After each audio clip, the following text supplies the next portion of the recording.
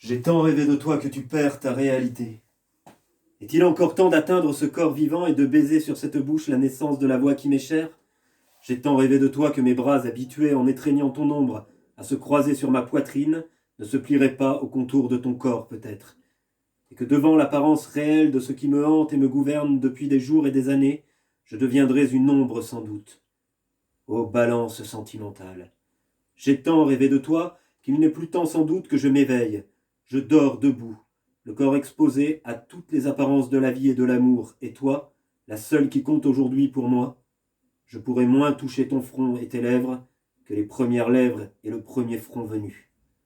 J'ai tant rêvé de toi, tant marché, parlé, couché avec ton fantôme, qu'il ne me reste plus peut-être, et pourtant, qu'à être fantôme parmi les fantômes, et plus ombre 100 fois que l'ombre qui se promène et se promènera allègrement sur le cadran solaire de ta vie.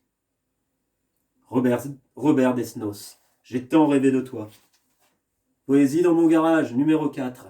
On continue? Ensemble? Alors, vous savez, la première chose à se dire, c'est pas grave si on ne comprend pas tout. Mais on continue. On continue à apprendre, à réfléchir à ce qu'il y a d'écrit dans un poème, à chercher des clés de compréhension pour progresser petit à petit dans l'analyse et l'étude des poèmes. Tout ça, bien sûr, pour préparer son examen en fin d'année, vous savez. Alors, ce poème, c'est l'œuvre de Robert Desnos. Il est en face de vous, Robert Desnos. Il est né en 1900 et il est mort en 1945. Robert Desnos, il est mort alors qu'il était résistant et qu'il avait été arrêté par les nazis qui occupaient Paris. Donc il habitait Paris, il était résistant à Paris et donc il a été arrêté et déporté. Tout d'abord à Auschwitz, puis à Buchenwald et dans plusieurs camps de concentration. Et finalement, il est mort en 1945 alors que son camp avait été libéré par les Russes, mais il était très très affaibli, très malade, et il est donc mort de maladie, le typhus, et d'épuisement. Voilà. Triste, triste destin de Robert Desnos. Mais il a quand même, pendant les 45 ans qu'il a vécu, eu le temps de nous laisser plusieurs poèmes qui sont très appréciés par beaucoup de gens, et dont celui-là, J'ai tant rêvé de toi. Alors Robert Desnos, il faisait partie d'un groupe d'artistes qu'on appelle les surréalistes. C'est un groupe d'artistes très important, les surréalistes, des peintres, des auteurs de romans et beaucoup de poètes. Ces surréalistes, ils sont très importants, c'est des artistes qui ont eu envie d'exprimer ce qui se passait dans les rêves, dans l'inconscient. Tout ce qui était de l'ordre de la pensée non réfléchie, de la pensée immédiate, ce qui nous vient dans la tête. Alors donc, il s'intéressait aux rêves, il s'intéressait à la folie, il s'intéressait à l'amour fou. Et ce poème, c'est un exemple de poésie surréaliste. Alors d'ailleurs, pour exprimer la folie, pour exprimer le rêve, on est un petit peu obligé de changer la forme des poèmes. Et c'est ce que fait Robert Desnos. Regardez, son poème, il l'écrit en vers, c'est des lignes, mais ces vers, c'est des vers libres. Des vers libres, ça veut dire que il n'y a plus de régularité entre les lignes et il n'y a pas de rime à la fin de chaque vers. Par contre, il utilise malgré tout des outils qu'on a déjà vus et qui sont les outils de la poésie, à savoir les images poétiques, les allitérations, les anaphores, etc. Tiens, d'ailleurs, on peut tout de suite se le dire, vous avez tous remarqué que ce poème, il est construit autour d'une anaphore, qui est l'anaphore « J'ai tant rêvé de toi », qu'il répète au moins 4 fois dans le poème. C'est ça, 4 fois. D'autre part, si on avance un petit peu dans la compréhension de ce poème, on va voir que ce poème, il est construit autour d'un vers qui est central, qui est là, juste ici, au centre de ce poème, ô balance sentimentale. Donc, il met au centre de son poème l'image des balances, de la balance. Et la balance, c'est la bascule. Et on va voir que le poème, il est construit sur des oppositions. Il va opposer le rêve à la réalité.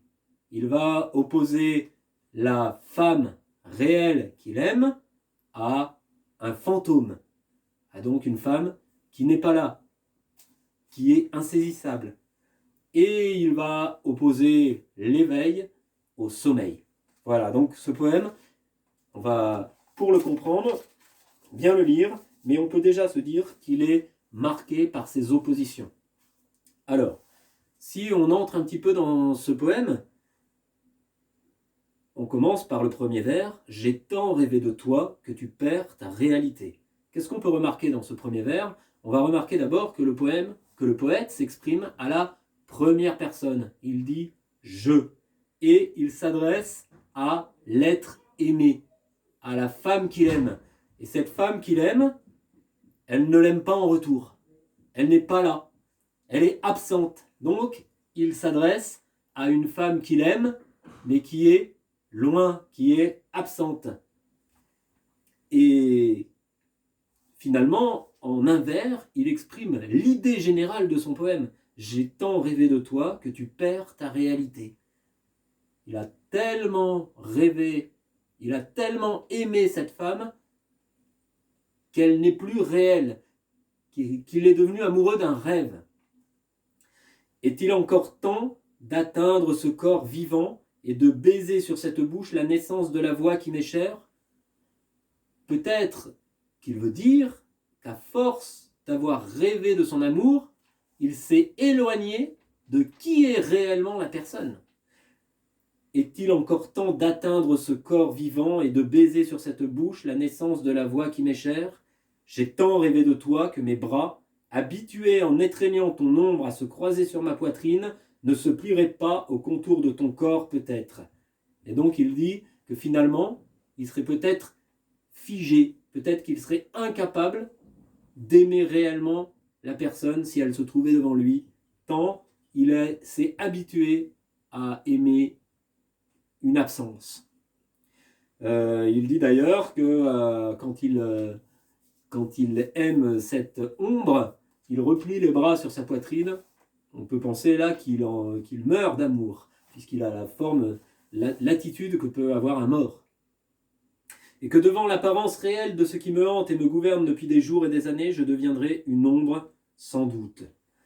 Alors, vous savez, la dernière fois, quand on a étudié le poème de Rimbaud, Le Dormeur du Val, je vous ai dit que pour étudier la poésie, c'est intéressant de se poser la question des champs lexicaux qui sont utilisés dans le poème. Et là, on remarque tout de suite, comme d'ailleurs dans le poème de Rimbaud, Robert Desnos utilise le champ lexical du corps. On retrouve le mot corps, on retrouve le mot bouche, on retrouve le mot voix, bras, corps de nouveau. Et puis, si je continue dans ce que je n'ai pas encore lu, on va retrouver front, lèvres, front. Donc, vous voyez, on est dans une utilisation du champ lexical du corps. Par opposition, il utilise aussi le champ lexical du fantastique. Fantôme, ombre, hante. On voit donc qu'on est sur une opposition entre le corps, qui est réel, et l'ombre, le fantastique, qui est du coup du domaine du rêve. J'ai tant rêvé de toi qu'il n'est plus temps sans doute que je m'éveille. Je dors debout, le corps exposé à toutes les apparences de la vie et de l'amour. Et toi, la seule qui compte aujourd'hui pour moi, je pourrais moins toucher ton front et tes lèvres que les premières lèvres et le premier front venu. Qu'est-ce qu'il nous dit dans ce vers très très long? Il nous dit qu'il a tellement rêvé de son amour qu'il en est venu à être dans un état de rêve éveillé, de rêve permanent. Même debout, il dort. Et donc, à force d'être dans cet état, finalement, il dit qu'il s'est éloigné de son amour. En tout cas, il s'est éloigné de l'amour réel, de la personne réelle. Par contre, il s'est rapproché d'un amour rêvé, d'un rêve.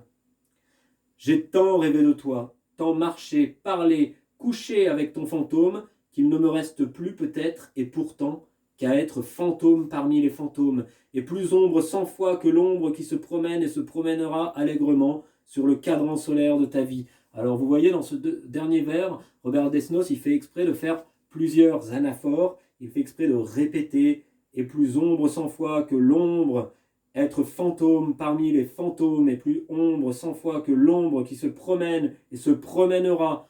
Cet effet-là, ça donne un effet d'entraînement, de spirale, comme d'ailleurs la figure du cadran solaire qu'il utilise à la fin. Alors, qu'est-ce que c'est un cadran solaire? On va rallumer l'ordinateur.